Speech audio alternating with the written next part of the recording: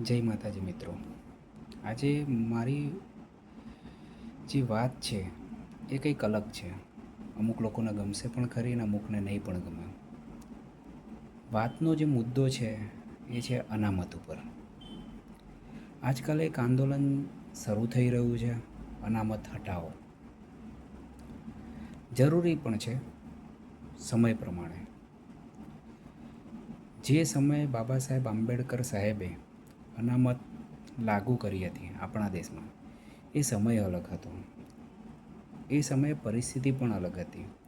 ભારત દેશ એટલો વિકસિત પણ નહોતો, સુવિધાઓ પણ એટલી નહોતી. ત્યારે ધર્મ, જાતિવાદ, ભેદભાવ, ઊંચ નીચતા ઘણું બધું હતું.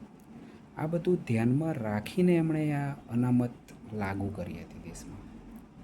પણ હાલની પરિસ્થિતિમાં એ અનામત એવા લોકો જોડે છે કે જે ખરેખર ફૂલ સક્ષમ છે, કેપેબલ છે, પૈસાવાળા છે, પણ એ લોકો એનો ઉપયોગ કરી રહ્યા છે કે જે ખરેખર એમને જરૂર નથી.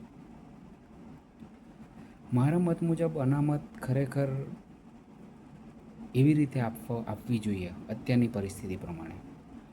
જેમ કે સામેવાળો જે માણસ છે એ ખરેખર ગરીબ છે, મધ્યમ છે કે પૈસાવાળો સુખી સંપન્ન છે, કઈ પરિસ્થિતિમાં જીવી રહ્યો છે, એકલો છે, જેમ કે કોઈ મધર ફાધર સિંગલ હોય પણ સક્ષમ ના હોય તો એવા લોકોને અનામત આપવી જોઈએ.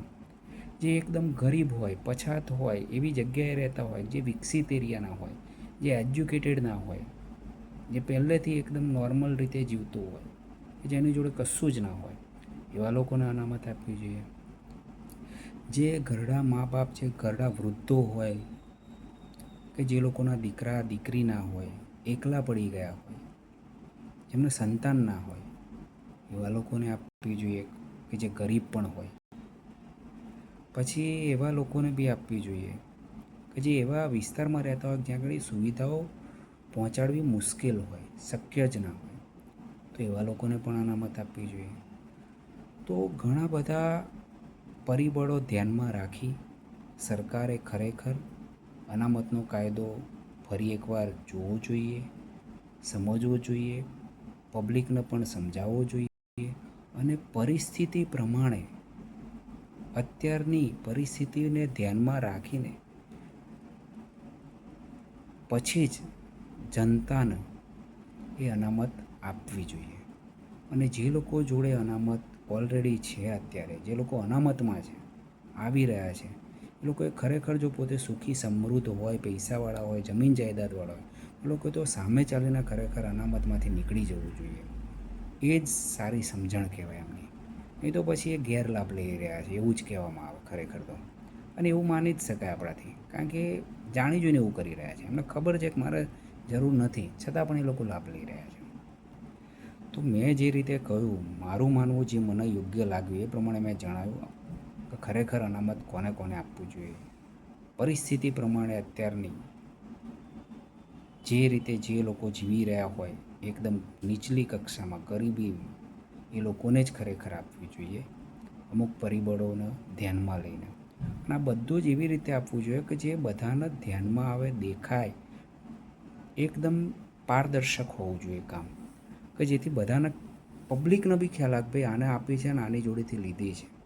બધું ટ્રાન્સપરન્ટ હોય, સરકારી રીતે કામ કરે તો ખરેખર પબ્લિક પણ સપોર્ટ કરશે. પણ જો સરકાર બી જો આમ છુપાઈને કામ કરે તો કોઈને બી પછી એ ના ગમે, કારણ કે પછી કોણ લઈ ગયું, કોને આપી, કોને બાકાત રાખ્યો, કંઈ ખ્યાલ ના આવે. એટલે તો આ મારો મુદ્દો એટલા માટે મેં અત્યારે જણાવ્યો કારણ કે મને યોગ્ય લાગ્યું આ ખરેખર, અને ખરેખર જરૂરી છે. અત્યારે કંઈક ચેન્જીસ લાવવા જરૂરી છે અનામતમાં, તો જ સારું રહેશે. નહીં તો પછી પૈસાદાર થતા જશે ને ગરીબો વધારે ગરીબ થતા રહેશે, મધ્યમ પરિવાર બંને તરફથી હેરાન થતો રહેશે. તો અમુક લોકોને આ મારી વાતો નહીં ગમે, એ બી મને ખબર છે, પણ જે સાચું છે સ્વીકારવું જરૂરી છે.